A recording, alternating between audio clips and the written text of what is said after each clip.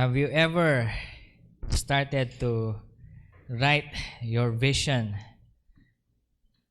and what the plans o yung mga plano para sa vision na yon? Sige nga, sino nakasulat na? Magsabi ng, yan, very good. Okay, hindi kayo nagsayang ng 1 week. Sa mga hindi pa nakapagsulat, you wasted another week, 2 weeks na for short.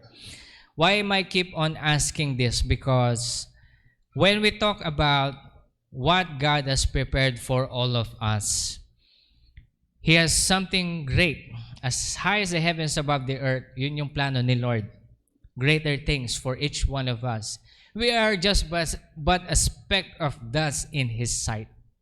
And we actually came from the dust. Okay?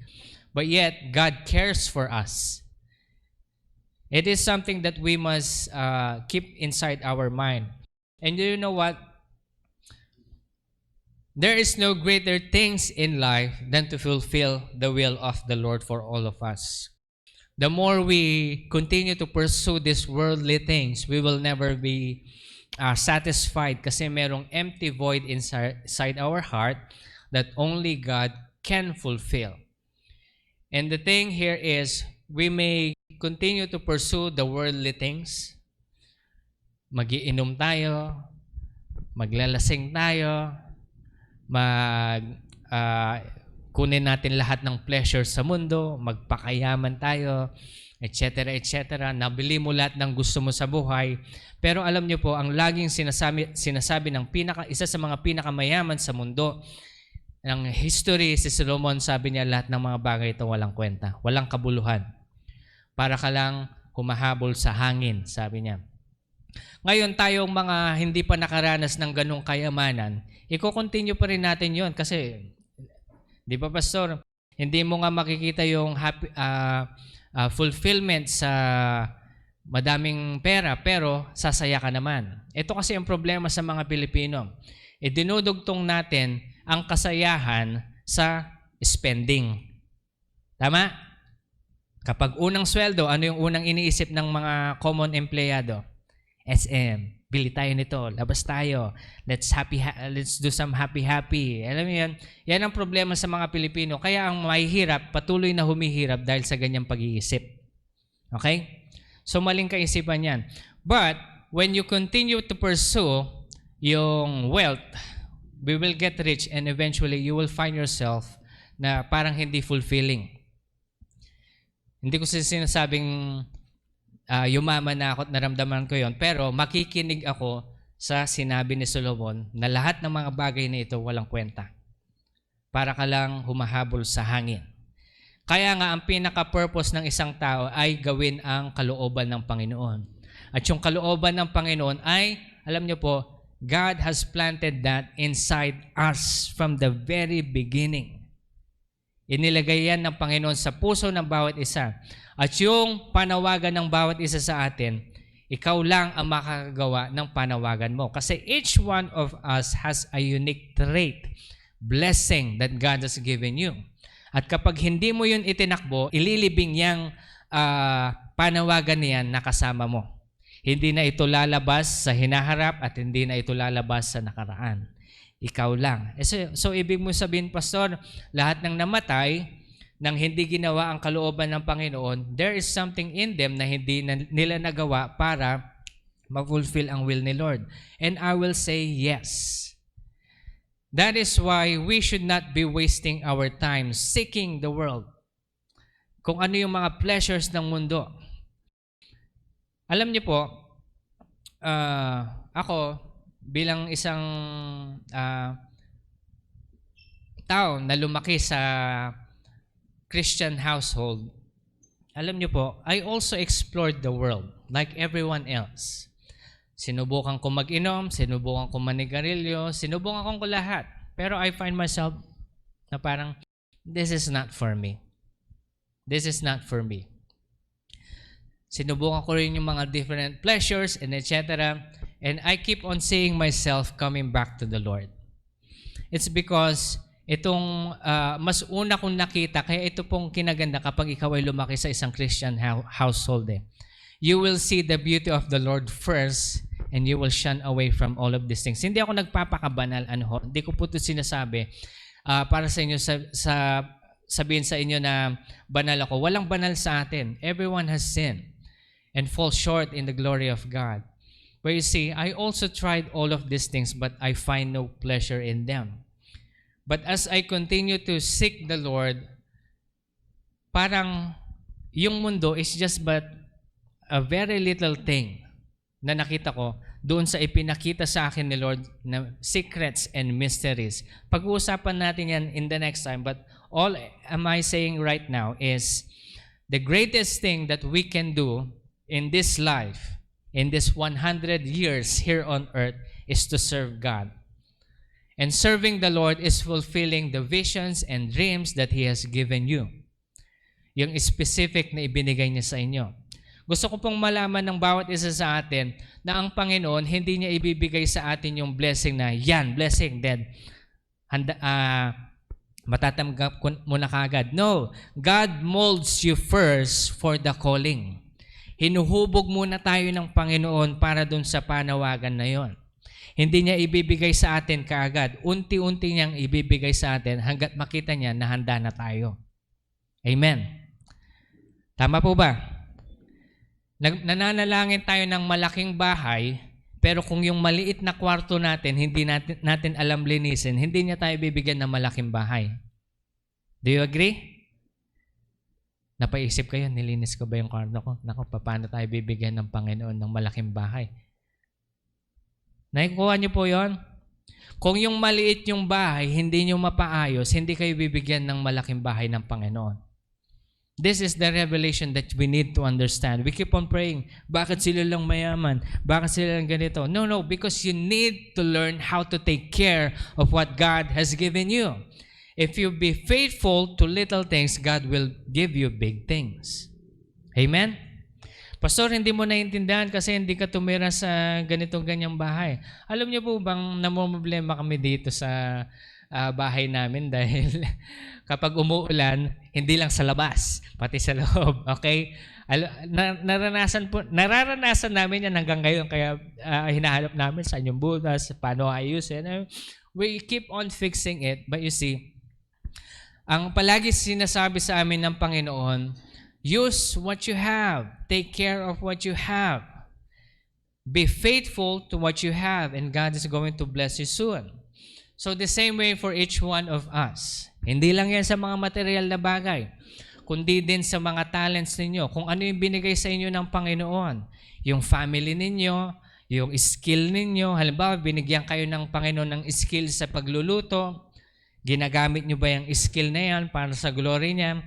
And whenever you do it, hindi ka lang magluluto for the sake na para makakain kayo, but nagluluto ka rin for the sake of giving the best. Ibig kong sabihin, nagre-research ka, hindi ka lang luluto na kung alam yung alam mo lang yung niluluto mo, pero niluluto mo yung mga bago, you're researching for new things. Alam niyo po, bilang pastor, hindi lang ako nag-prepare ng sermon na kung saan yung scrap lang na alam ko. No, I am seeking the Lord. I continually seek the Lord. Lord, what is your revelation? Though I listen to some other preachers na pinipili ko, but you see, whenever I preach a fresh one that was revealed to me, freshly by the Lord. Hindi ako nanggagaya ng ibang preaching, okay? Sinasabi ko po ito sa inyo because I research on something to give you. Kasi alam ko po, everyone is expecting something great. At kapag hindi ko gagawin yung best ko dito, I'm going to be accountable to the Lord. Amen po ba? Same thing din sa trabaho natin. We are going to be accountable to the Lord kapag mediocre lang yung performance natin. Because you see, God is looking in your performance. Alam niyo po, ito yung nagiging problema sa pag-iisip ng madaming Pilipino. Ang gusto lang nila yung mediocre work pero malaking income. Hindi mangyayari yon.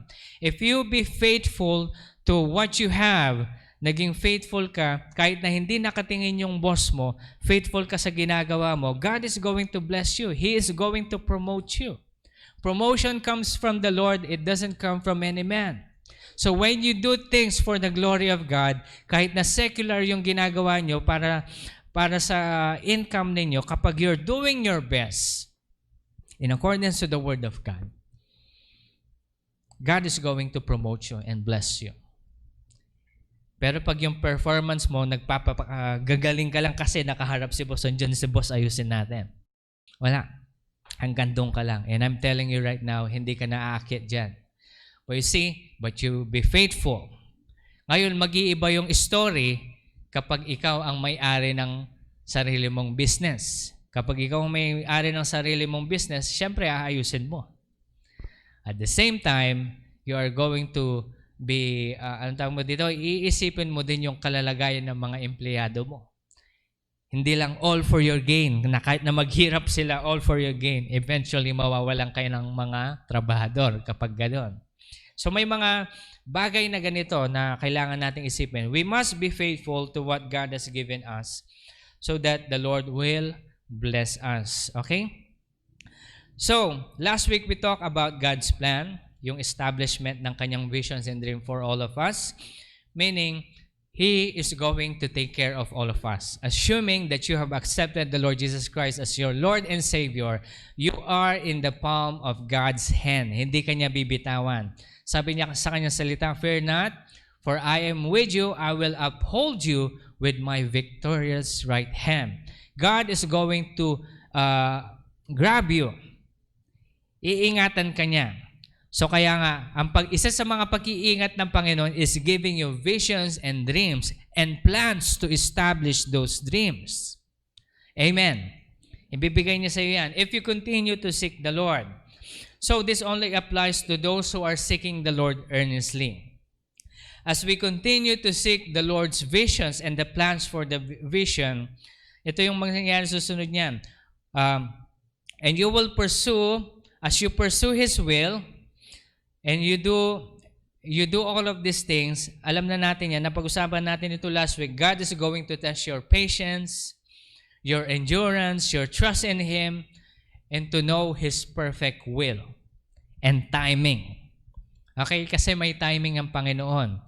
Kaya nga pagkatapos ng visions and dreams, susunod natin yung plano para establish yung visions and dreams na yon. And susunod, God is going to test us with patience na habang ginagawa mo na yung pinufulfill mo na yung kalooban ng Panginoon, God is going to test you kung hanggang kailan ka matututo. Kaya nga ito po, ang bawat isa sa inyo, baka tinatanong ng iba sa atin na, Pastor, ginagawa ko naman yung will ni Lord. Bakit hindi pa ako nabibless? God is testing your heart. Merong panahon yon. Merong panahon na time frame yon. Alam niyo ba, when God spoke to me na ito yung gawin ko in a certain business, there was a time that I was doing a design while I was crying to the Lord. Lord, wala naman yata nagiging result to. Pero dahil sinabi mong gagawin ko, ginagawa ko, Lord, in pain. But you see, while doing it in pain, I was crying it out to the Lord. Ang patuloy lang sinasabi sa akin ng Panginoon, Son, soon. Darating yan soon. And when I started to earn from something that I have been working on for a couple of years, then eventually habang kumikita na siya, doon ko nakikita yung kalooban ng Panginoon. You see, God develops us and prepares us for the future. He doesn't give us right away because we will not be able to handle it. Learning, mas maganda nga yan, kaya nga mas bless yung mga kabataan ngayon na naririnig ang mga bagay na to. Kasi habang bata kayo, you started right away, you will learn in the process. Kasi ako, nalaman ko lang ito mga recent years. Nasa 20s na ako bago ko nalaman yung mga gustong ipagawa sa akin ng Panginoon. Ibig sabihin, 18 years old, medyo ganun pa ako. Like any other 18 years old. Pero pagdating ko ng 20, 21, naiintindihan ko na yung pinagagawa sa akin ng Panginoon. Medyo late na in my case. Kaya kapag teenager kayo, you have heard this, you are not late. Kaya kapag pagwawalang bahala natin itong mga sinasabi ng Panginoon sa atin, of course, kapag dating ng araw, makikita natin yung kahirapan, Alam niyo yon, wala kang ibang pwedeng sisihin kundi yung sarili mo. Dahil hindi ka naging successful in your life. We're talking about all aspects, okay? Now, as we go to the journey of life of pursuing the visions and dreams God has given us, you will not be able to continue in this journey of Christian life if you will not have a servant attitude and humbleness. Ulitin ko servant attitude and humbleness. Basahin natin sa 1 Peter chapter 5. Actually, verse 1 hanggang 14 ito. As we go along with the word, we are going to discuss it. Sabi niya dito, therefore, I exhort the elders among you as fellow elders and witness of the suffering of Christ and partaker also of the glory that He has revealed. Shepherd the flock of God among you, exercising oversight, not under compulsion but voluntarily, not for sordid gain but eagerness, nor yet as lording over those allotted to your church, but proving to be examples to the flock. And when the chief of shepherd appears, you will receive an unfading crown of glory. Now, listen to this. God has given us tasks, elders of the church and leaders of the church. When we talk about leaders of the church, ito yung mga leaders ng simbahan natin. Ano ho? Ibig sabihin, isa ako sa mga pastor, sila Mama Dang, si Pastor Jam, and the rest of us that has been here for a very long time, yung mga leaders na tumatayo sa pulpit na kung saan nagwo-worship, worship leading, mga teachers, and everyone else na nagsaserve. Everyone who is serving. Ito ang sabi ng Panginoon sa atin. Voluntarily overseeing, not under compulsion or motivated for shameful gain. Ito yung sordid gain na sinasabi ng Bible. Voluntarily overseeing with the wholeness of your heart, hindi dahil walang gagawa, ikaw na lang ang gagawa. Maling attitude yan. When God has given you a task, or when God has given you something to do it wholeheartedly. No matter how small it is or how big it is. Kung ano man yung pwede mo maigawa para sa kaharian ng Panginoon, remember that we are one body of Christ. Each one of us has a role to play in the body of Christ. Kaya kapag yung smile mo ay nakaka-bless sa ibang tao, mag-smile ka. At hindi lang yun yung gagawin mo kasi meron bang ganun sa bawat isa sa atin na kapag na-smile ka tapos may nagsabi na sa'yo na nabibless talaga ako pag nakikita ko yung smile ni brother ganito at ni sister ganyan. May nagsabi na sa inyo yung ganon? Kapag may nagsabi sa inyo yung ganon, ibig sabihin you have that kind of gift. So, if you are willingly and voluntarily want to do this for the glory of God, ano yung gagawin mo? Mag-smile ka lang, Pastor. Hindi. Makinig Ito, we're going to take it to another level. Paano natin i-bless ang ibang tao by doing those things? Of course, bibisitahin mo yung dentist from time to time. Because yung smile mo ang nakaka-bless. Ang Panginoon naman, i-smile ka, tapos meron kang chink, di ba? Meron kang tinga, or what not. O merong hindi maganda ang inyong ang hininga. So these are the things na taking it to another level. Hindi exaggeration yan, okay? Kaya kapag ikaw naman ay you are called to clean, you do it wholeheartedly. Lilinisin mo kahit na yung pinakakasulok-sulukan, kahit na hindi yan nakikita ni Pastor, lilinisin ko yan. Because you are doing it for the glory of God. Amen.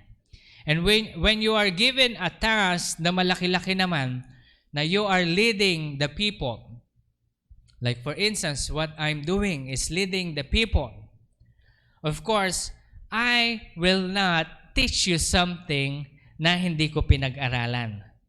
Pinag-aaralan ko po itong mga sinasabi ko sa inyo.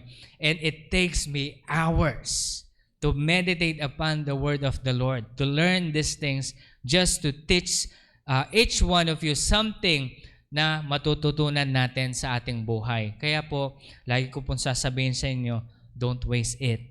When I teach you something, you do it because this is what the Lord wants you to hear, understand, and pursue in your life. Amen po ba, people of God? Ayan, okay. So the Lord says, voluntarily overseeing, not under compulsion or motivated by shameful gain. Ang kinagandahan naman po dito sa ating simbahan, hindi tayo nag-uunahan sa posisyon. Amen? Alam niyo po, sad to say, no? But in other churches, alam mo yun, talagang nakikipag-away sila sa posisyon na ganyan, sisiraan si ganito, ganyan, para makaakyat sila sa... I hated that kinds of ambience. Kaya nga po, ang kinaganda po dito sa atin, kahit maliit tayo, madali kong i-reprimand yung mga ganon tao. Alam niyo po, ilang beses na ako nag-reprimand ng ganon, na-offend sa akin, umalis dito.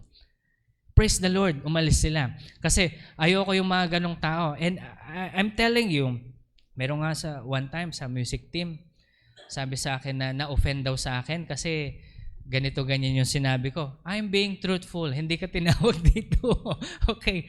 Because alam niyo po, ito yung isa sa mga gift ng pastors. I see people where you are called. Kaya pag sasabihin mo, kahit na maganda yung boses mo, tapos sasabihin mo sa music team ka, no. I just know. No? Hindi dahil sa namimili ako, kasi alam ko eh. Ngayon, kapag na-offend ka sa sinabi ko, tapos umalis ka, that's on you. Alam niyo ho bang ilang beses madami akong offensive na sinabi kay Aaron? Alam niyo ho ba yon? Sinabi ko kay Aaron, harap-harapan, Aaron, hindi ka sa music kasi wala ka talaga sa tono. Sabi ko, that was the first. But, he took it by heart. Pastor, I want to learn. I will learn. Mag-aaral ako ng mabuti. Aaralin ko mga bagay ito. Just give me a chance. I gave him a chance. And right now, siya yung leader ng music team natin. Are you seeing this? Are you seeing this? Hindi ko ina-uplift si Aaron dito. It's because that kind of heart, teachable heart, that is what the Lord is looking for. Pero kapag ma-offend ka dahil sa sinabi ko, you're not here. You are not called in this church. Okay? Kaya nga natutuwa ako sa mga nagsaserve food sa atin dito. Hindi sila offended, hindi ako namumblema na, kahit alam niyo po, sasabihin ko sa inyo, kahit malaki ang tithes mo, kapag hindi magandang attitude mo, mas magandang ibigay mo na lang yan sa iba. Pumunta ka sa ibang church. Ayoko ng problema. Okay. Masyado na akong madaming problema para dagdagan pa sa mga ganitong tao. And I'm telling you the truth, ginagawa ko ito kasi, alam niyo po, ginagawa ko ito, I'm doing it wholeheartedly. Pangit man example, pero ito po, no? Parang yung story ni Kobe Bryant, basketball player. Tuwing nagpa-practice daw sila, papasok siya ng pinakamaaga, siya pa yung huling aalis. At naiinis siya sa mga ka-teammate niya kasi darating sila ng late tapos mediocre pa yung ano. Kaya nga sabi niya, ayokong kasama itong mga ito. Kaya nga, mataras siya sa kanyang mga sinasabi. Na-offend yung mga teammate niya sa kanya. Kasi he's doing it wholeheartedly, tapos sila half-hearted lang. Hindi tayo mananalo pag ganyan. Alam niyo po, the same thing with God. The same thing with what God has called you to do. If you're going to do it just for the sake of doing it, halimbawa, tinawag ko sa music team, tapos yung pag-aaral mo sa music is just that, tumutunog naman ako, okay na yon. No. You continue to learn and learn hanggang sa mag-progress at mag-progress ka na ikaw yung pinakamagaling. It's always like that kasi progress po yan. Ngayon kung sasabihin ko sa inyo, nakaka-preach naman ako kahit na hindi ako mag-prepare. Alam niyo po, I can do that. But if I will do that, God sees it and God is not going to be pleased. Ito yung pinakamabahong aroma na pwede kong ilagay sa throne ng Panginoon kapag hindi ko gagawin yung the best ko. Amen, music team? Kaya sinasabi ko to sa inyo, you do your best. Hindi dahil nakakatugtog ka na at maganda na yung tunog mo, okay na yon. No, you continue to study. Hindi lang sa music, sa pagluluto, sa paglilinis, sa pag-smile. Paano ba mag-smile ng ano? Inaaral pa ba yun, Pastor? Of course. You do your best for the glory of God. And the next thing here is sabi niya, wholehearted enthusiasm. Not lording it over, arrogant, or overbearing. God is simply telling us when you do your calling, wholehearted enthusiasm, you must be the best on what you do. Amen. Na kapag ikaw ay nagluluto, sasabihin nila, iba yung lasa, parang yung spaghetti ni Mama Dang. But daw yung spaghetti ni Mama Dang parang kakaibang lasa. Sabi ni Mama Dang, ang secret lang dyan yung sauce. Dagdagan mo kasi yung sauce sa iba. Parang, alam niyo po yung spaghetti ng mostly, alam sa Jollibee. Hindi ako naninira. No? Pero yung ang dami-daming pasta tapos yung sauce, parang ulam na. Kapag hinali mo, makikita mo pa yung mga puti-puti. Sabi ni Mama Dang, lagyan mo kasi lahat ng sauce. Sabi nga, ilagyan mo lahat na to the point na hindi mo na makikita yung puti-puti ng pasta. Okay. Alam niyo po yung spaghetti natin dito, parang may sabaw eh. No? Parang lang, pero at least alam mo yun, sulit na sulit. Kaya nga yung mga bata natin, kapag nagluto si Mama Dang ng spaghetti, inuuwi pa nila yan. Alam mo yun, may iuwi pa sila to the point na sasabihin ng mga bata, ang sarap no, yan. That kind of thing. God is looking for something like that. You do your best on what you do. Amen. Not just by the ministry, but also in your work. If you are an employee, in your business, if you're doing business, in your family. Amen. Pag inutusan ka ng nanay mo na maghugas ng pinggan, pakahugas mo because God is watching. Hindi yung inuutusan ka, ako na naman lagi naghugas. Yung mga batang ito, kung yung hugas lang ang pinoproblema nyo sa mundo, nako, huwag niyo masyadong isipin yan. Darating ang araw, pag nawala yung mga magulang niyo, mas mamomblema kayo sa mundo. The parents are just actually preparing you for the real life. Dahil kapag katapos ng hugas-hugas na yan, kapag kayo na ang naging magulang, malalaman nyo na tama si Mama, tama si Papa. Amen. Wholehearted enthusiasm. Not arrogant, hindi ka overbearing bilang leader, okay? Meron kasi yung mga leader na ganun yung parang controlling. Being a leader is being an example. Iba yung leadership ng pagiging employer, iba din yung leadership sa church. Kasi ang leadership sa church, be an example first. Amen. Sa lahat ng mga leaders natin, maging example ka muna. Ang maganda, makita muna nila sa'yo bago mo isi-share. Amen? Kaya kapag mag-i-example ka ng isang bagay, ikaw munang gagawa. Pag mag-i-example ka ng isang pagkakakitaan, make sure na kumita ka muna bago mo isi-share. Na-gets nyo? Para may pruweba. May pruweba na hindi mo sasabihin na laway lang. Okay? So be an example of Christ's living, set a pattern of integrity for the congregation. We become an example to everyone. Lahat po tayo actually nagiging leader in a sense. Me, as a leader of the church, I become an example. Mama Dang and Pastor John, the same thing. But you know what? You, on the other hand, is a leader inside your house. Kasi oras na ikaw ay umapak sa hampri, nakikita ka nilang nag-church dito. Ano yung laging sasabihin nila? Nag-church ka pa naman. Meron nagsabi sa akin noon, mismo na gano'n. Pastor ka pa naman, ganyan ugali mo. Huwag mo sasabihin sa akin yan, hindi ka naman member dito. Pag member ka, pakikinggan kita. Alam niyo, ginagawa nilang bala yan para i-guilt trip ka. Pero you see, All am I telling you right now is be an example inside your house. Not controlling, not manipulative, pero be an example. Pag gusto mong ayayin ang inyong mga anak sa simbahan, ikaw muna ang magsimba. Pastor, paano yung mga anak? Paano ko ayayin yung parents ko? Ipakita mo yung attitude. Lagi ko ang sinasabi na kapag ikaw ay nagsisimba bilang isang anak, pagdating mo sa bahay, dapat yung mga naaaral mo dito, dinadala mo sa bahay. Isang example, simba ka dito, pagdating mo sa bahay, maglinis ka. Magpakitang gilas ka sa magulang mo. Oh, ano nakain ng anak ko, naglilinis. Ngayon, hindi lang one time yon. Ipapakita mo yon all the way. Kasi if you have an attitude change, your parents could see that. Mapapaisip sila ngayon, ano kaya nangyari sa anak ko? Uy, nabalitaan ko nag-a-attend pa na siya sa church. Makasama nga. Alam niyo yon?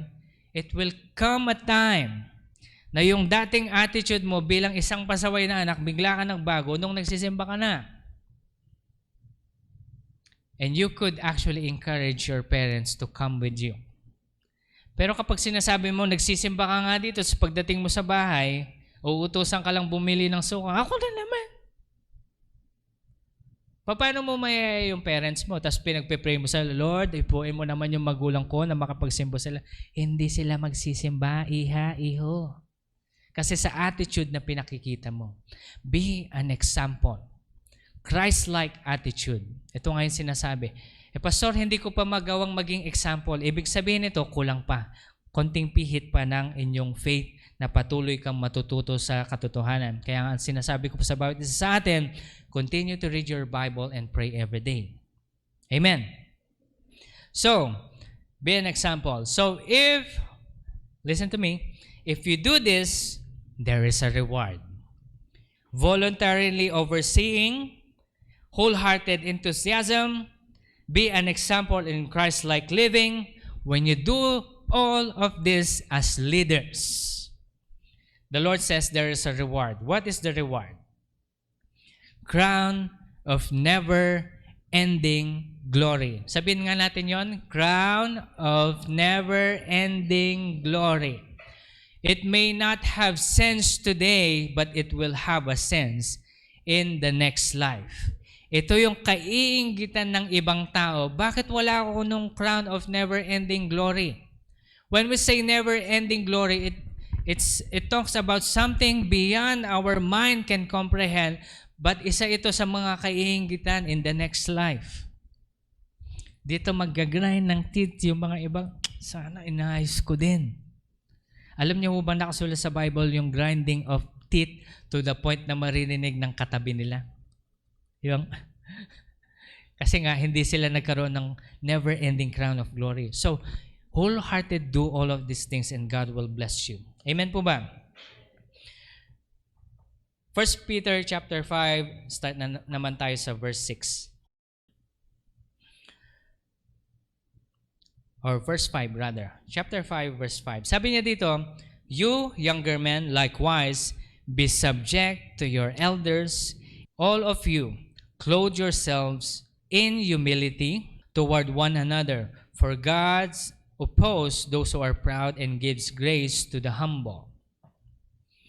Therefore, humble yourselves under the mighty hand of God, that He may exalt you in the proper time, casting all your anxiety to Him because He cares for you. Be sober of spirit, be on the alert of your adversary, the devil, who prowls around like a roaring lion seeking someone to devour.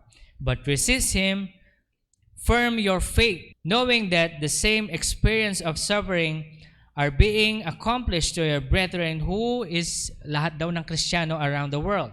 Okay? After you have suffered for a little while, God of all grace, who called you in His eternal glory in Christ, will Himself perfect, confirm, strengthen, and establish you. Listen to this. those who are followers. Katulad ng bawat isa sa atin na nakikinig, sabi ng Panginoon, you believers, accept the authority of the elders and the leaders of the church. Accept the authority. There was one time in this church that when Pastor John and Mama Dang has set me to be a pastor, in my younger years, madaming nagtaasan ng kilay. Okay? Kasi nga, batang pastor daw. Hindi na po ako bata. Okay, mukha lang bata. Pero tanda na po ako. Alam niyo po, pag tinatanong ko dito, alam ba, nung nagpunta ako ng barangay, ay anak ni pastor, ito yung batang pastor. Batang pastor pa rin. Tanda na po ako. Okay. So ito, isa sa mga naging issue na is, kasi I have been set as a leader. And those who are older than me cannot submit to me. It makes sense kasi matanda nga naman sila. Why will they submit to me? At the end of the day, umalis din sila kasi hindi nila akong kayang accept as leaders. Which I say, praise the Lord. Okay? Kasi mahirap turuan ang sisidlan na punong-puno na ng maling katuruan. Mas magandang turuan yung mga bata. At yung mga matatandang open to accept new things. And you see, the Lord says, accept the authority of the elders and the leaders of the church. Submission, kung sabaga.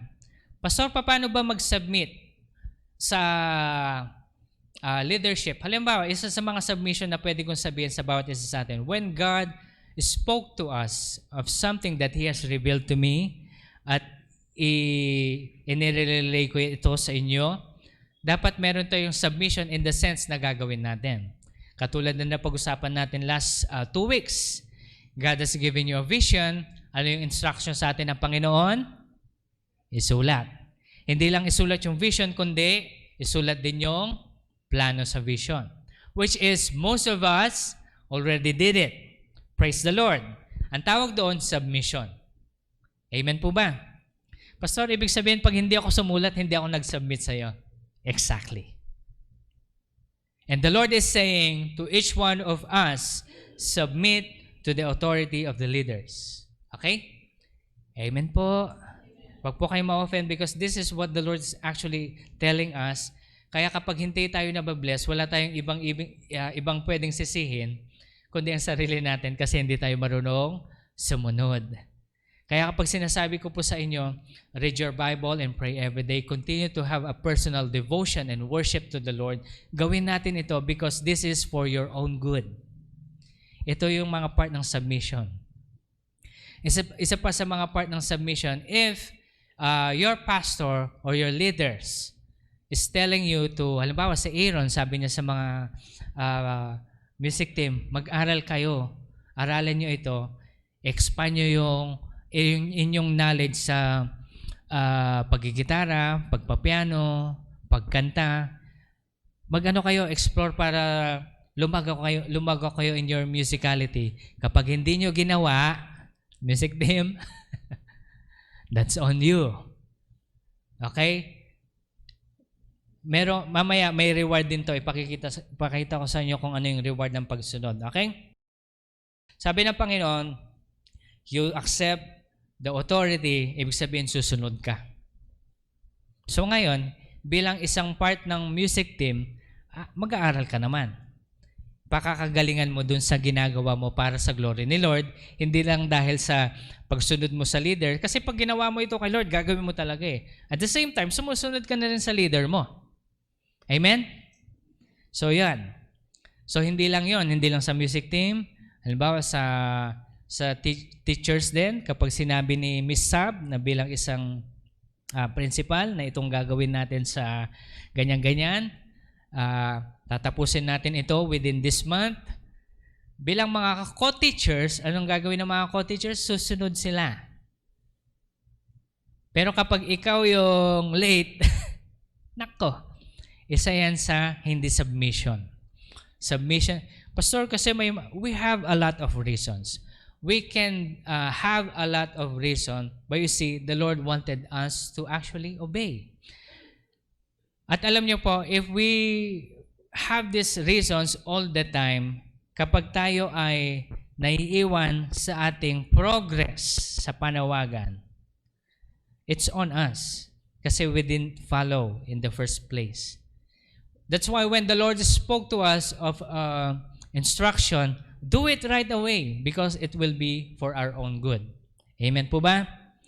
Ang iba kasi sa atin, hindi makapag-submit kasi sa palagay natin mas magaling tayo. Wrong. Mali yan. Kaya sila ang nilagay na leader ng Panginoon doon sa inyong ministry o kung saan pa man leadership yan, kahit sa secular na trabaho, nilagay sila ng Panginoon doon kasi they deserve it. Keep that inside your mind. Hindi kahit na magaling ka, if your heart is not humble, God is not going to place you in leadership. Amen. So if you want to become a leader, it starts here. Be humble. At yun yung pag-uusapan natin next. Sabi ng Panginoon, be humble. God opposes the proud, but gives grace to the humble. Magpakumbaba tayo. Maging humble tayo sa lahat ng bagay. Isa sa pagiging humble yung pagsunod. Na kahit na alam mo na mas bata ito, because God has placed him there, you submit. Sa mga, alam niyo po, nung one time, siguro in some other years, before pandemic, bumisita dito si Pastor Melvin sa mga nakapag-attend. Yung Indian po na friend ko. Bumisita siya dito and nag-speak siya sa atin. Di ba nag-prophesy pa siya? And everyone who attended were blessed. Alam niyo ho ba, when Pastor Stephen asked me to teach sa kanilang School of Prophets, medyo kinabahan ako. Sabi ko, Pastor, sabi ko, I'm new here. Sabi ko, parang nahihiya ako kasi parang wala akong karapatan kasi ba't mo ako pagtuturuin doon? Parang sa akin, sabi niya, Al, this is what the Lord has asked me to do.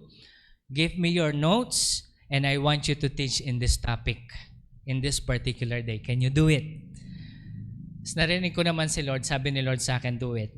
Okay, Pastor, since the Lord, but sabi ko, wala akong karapatan. Tapos pagdating ko doon, ay mga nakaharap sa akin, mga pastors sa mga churches ng Singapore. Medyo nahiya ako kasi, who am I? Yung mga church nila, ang lalaki, parang wala akong karapatan. Ano ba yung church ko? Humphrey, dito lang tayo, di ba? Kasulok-sulukan pa ng amsik. But you know, the Lord asked me to do it. At alam niyo ba, isa sa mga tinuruan ko during that time, andun si Pastor Melvin na nakaupo, nahihiya ako because I know him and I know his capacity. But the Lord says, teach. You know what? I see the eyes of those pastors listening to me. Their eyes are full of humbleness. Na even though bata itong nagsasalitang ito, they listen to me intently na parang they are listening to a person na mas nakakataas sa kanila. Nakikita niyo yung humbleness doon? And you know what? Itong mga pastors na to, they have big churches. Nahihiya ako during those times. But yet, God has given me the opportunity. God, sabi ng Panginoon, opposes the proud, but gives grace to the humble. Nakita niyo mag-preach si Pastor Melvin, di ba? Yung mga experience niya, wala man sa kalingkingan ng kaalaman ko. Yung experience, lalo yung experience niya sa gubat na nakagat siya ng ahas. Grabe, no? Tapos sabi nung mga kasama niya, kailangan na nating bumaba kasi nakagat ka ng ahas. Pero sabi niya, hindi. Sabi ni Lord, akyat tayo. Let's go. Nagtataka sila. Kinagat siya ng ahas, poisonous snake. But yet, tinuloy nila yung ministry at pagdating doon talaga yung mga mata ng mga tao. Dahil sa mga ginagawa niyang miracle kakaiba. Kabundukan nito, ha? You see? Wala talaga ako sa kalingkingan, but yet, God has given me opportunity. And yung humbleness na tinuturo sa atin ng Panginoon is yung humbleness to submit. When the leadership has been brought in front of you. Listen to me, mag-start yan sa bahay. Kapag hindi ka marunong mag-submit sa magulang mo, sa kuya mo, sa ate mo, tinitingnan to ng Panginoon. God is looking at you. At kapag doon lang sa bahay mismo, hindi ka marunong mag-submit, hindi ka mag-submit sa boss mo, sa pinagtatrabahuan mo. O bilang estudyante, hindi ka magsasubmit sa teacher mo. Sabi na gagawin yung assignment, hindi mo ginawa. Alam niyo yun? Submission is also, this is what the Lord is asking us to do it. Okay? Kailangan natin maging humble. Then, if we accept the authority, if we have a humble heart, sabi ng Panginoon, there is a reward. Listen, ito naman yung reward. If you do this, this is the reward. At the right time, He will lift you up in honor. At the right time, God will lift you up in honor. Kaya magtataka ka na lang, if you are so humble, magtataka ka na lang, bakit gustong-gusto ka ng boss? Bakit laging ikaw na nasa iyo lagi yung attention? Bakit ikaw na lang yun laging naitataas, na to the point na nahihiya ka na kasi masyado ka ng mataas? Nasubukan niyo na yon? Parang yung nangyayari din kay Aaron sa kanyang trabaho. Ayaw niyang pinapansin siya, pero dahil because of this heart, yung connections ng mga matataas na leader na pupunta sa kanya, siya yung nilalapitan. Hindi siya yung lumalapit na alam niyo yung feeling close sa mga leaders? Hindi ka gano'n, di ba? Pero yung leader ang nakikipag-close sa kanya. Imagine this, because in the right time, God is going to lift you up. If you become humble. Gusto na lagi nating ma-promote, be humble. Isang part ng humbling is to submit. Kapag okay na yung submission ninyo, magpaka-humble kayo in the sense na though magaling kayo sa isang bagay, hindi nyo itataas yung sarili nyong bangko. Okay? Ibig ko sabihin dito, kapag magaling kang kumanta, huwag mong sasabihin na ang galing kong kumanta, no? Di ba ang galing kong kumanta? Wag! Ang tawag doon, proud. Masyado kang ma-pride. Okay? Tingnan nyo yung ginagawa ng kaaway sa mundo ito. Kaya yung iba, sineselebrate yung Pride Month daw. Tingnan yung ginagawa ng kaaway. Buti na lang nasa Pilipinas tayo, no? Hindi uso yung ganon. Actually, nakikibagay pa yung mga iba dito. Alam nyo, in the next coming years, wag na kayo magtataka, darating yon. But you, as the people of God, we must be humble. And God is going to lift us up in the right time. Sabi mo sa katabi mo, in the right time. God is going to lift you up in honor. Amen. So, sa mga younger faith, sabi niya dito, watch over your enemy, the devil. Discern their schemes and their evil plans for you. Stand strong in your faith. For every Christian around the world is trying to overcome the same level as you are. Watch over your enemy. Alamin mo kung ano yung ginagawa ng kaaway. Alam niyo ho ba? When you spend so much time with God, God is going to reveal the schemes of the enemy to you. Pakikita ng Panginoon ang plano ng kaaway sa iyo. At minsan, kakabahan ka kasi madaming pinakita sa iyo ng Panginoon. Usually, when God reveals things to me na mga bagay na ganito, I kneel down and pray, Lord, anong gagawin ko? Hindi ko alam kung paano haharapin ito. And then God will give me instruction how to overcome. There will be times na sasabihin ng Panginoon sa akin, ito anak, darating itong panahon na to. I want you to prepare your heart because you will be tempted. Tapos sasabihin ng Panginoon, and this is how you overcome. And bilang heart of a servant, heart of humbleness, I will continue to listen to the Lord's instruction. Naalala ko, sabi ng Panginoon sa akin, 2012, sabi niya sa akin, "Son, in the next coming years, you are going back and forth to Singapore. I-prepare mo yung ganito-ganyan mo, documents and everything, mag-prepare ka ng pera, etc., etc. Sabi ng Panginoon, gawin mo ito." Ginawa ko naman. And in the next coming years, pabalik-balik ako sa Singapore. 2016, the Lord told me, "Son, this is the last time you're going to Singapore. You already learned what you need to learn. Now, I want you to stay and teach these things sa Philippines. Ituro mo sa congregation mo." Then I did. Kaya nga hindi pa ako nakakapag-renew ng passport hanggang ngayon kasi sabi ng Lord, hindi mo na ako aalis. Kaya sinasabi ng mga kaibigan ko, sila yung pumunta dito ng last time eh. Sabi nila, punta ka naman Singapore, hindi ka pa bumibisita doon. Sige, bisita tayo pag sinabi ni Lord. Hindi pa kasi ako nakapag-renew ng passport, sabi ko. Mag-renew ka na para makapunta ka na kasi alam niyo yun. Sabi ko nilang sa kanila, wala pa akong leading eh. Sige. Kapag ganun kasi, sarado na yung usapan eh. Wala pa rin akong leading na bumalik. So up until now, wala pa rin eh. So I listen to the word of the Lord. And when you listen to the word of the Lord, and you become ready of your enemy's plan, nakita mo yung meron pa rin gift yun. May reward. Tingnan nyo, may reward sa mga elders, may reward sa mga nakikinig, meron din reward in watching over your enemy and staying strong in your faith. Sabi ni Lord, if you do this, there is a reward. Okay? So after you have suffered a little, sabi niya dun sa last verse, after you suffered a little while, He will restore, support, and strengthen you. And He will place you on a firm foundation. Listen to this. If you have done the first part, yung sa mga elders, sa mga leaders, yung voluntary overseeing, wholehearted enthusiasm, example Christ-like sa mga leaders, at doon naman sa mga believers, accept the authorities, be humble, watch over your enemies, and stand firm in your faith. Sabi ng Panginoon, ito yung overall reward. So after you suffered, sabihin natin, suffered. After you suffered, it is inevitable that all of us will. Okay.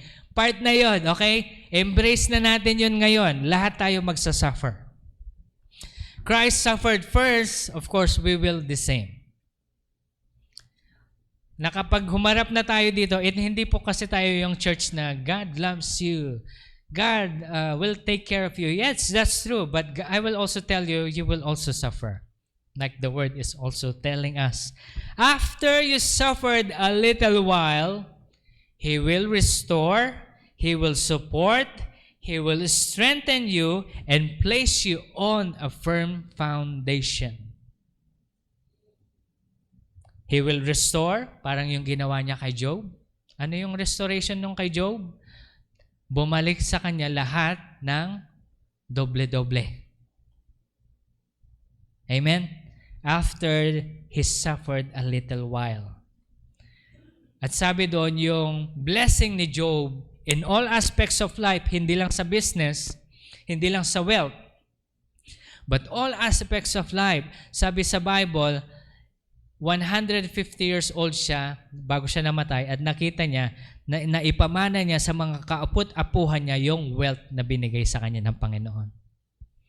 Amen? Gusto niyo na magbigay ng mana sa kaapot-apuhan ninyo? Lahat na may mga magulang, na may mga apo, Pastor, wala akong pamamana sa kanila. Stop there. Stop there.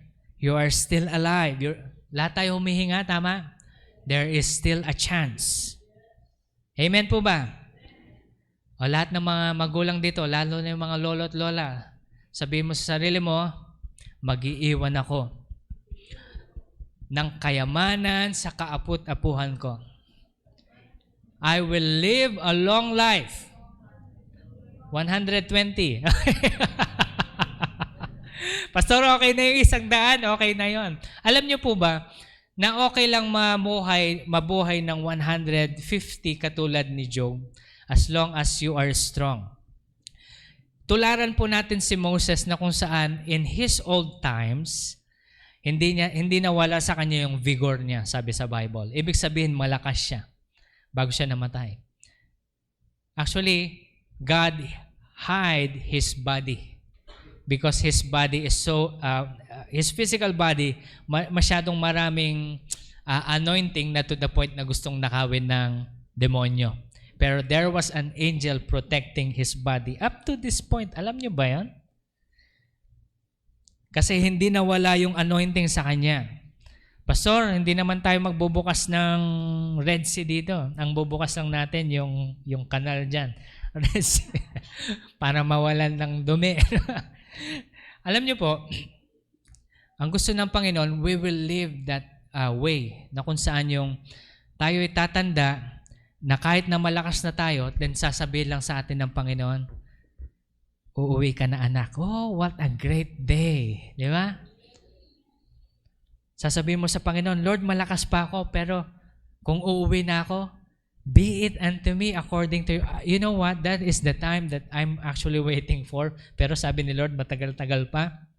Pero kapag ikaw ay matanda na, tapos ikaw ay nangihina na, sabihin mo sa Panginoon, Lord, gusto kong maging katulad ni Moses, na hindi ko mawawala yung lakas ko. Katulad ni Job. Kasi si Job, talagang malakas-lakas siya. Na to the point na napamana niya yung...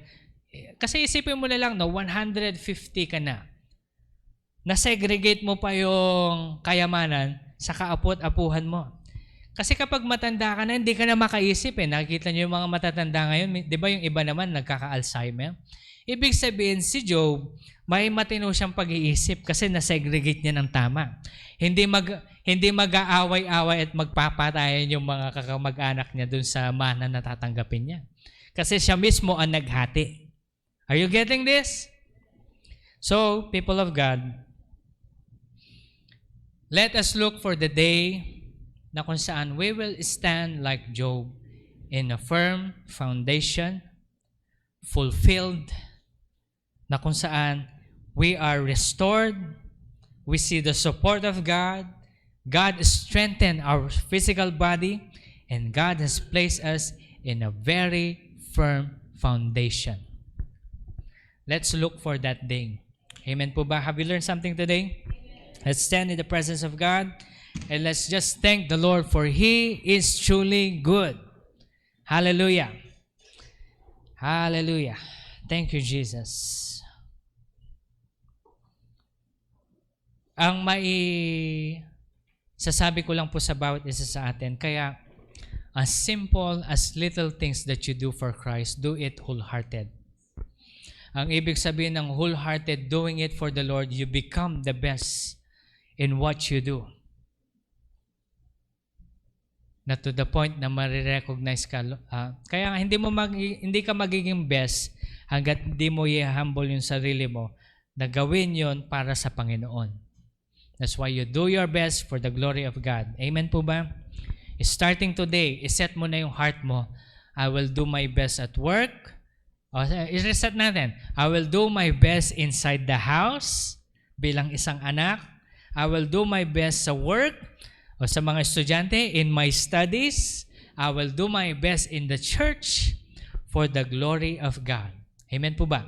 Hallelujah. Let's come into the presence of the Lord and let's just pray. Father, I cannot do all of these things. You tell the Lord, Lord, hindi ko kayang gawin mag-isa ito.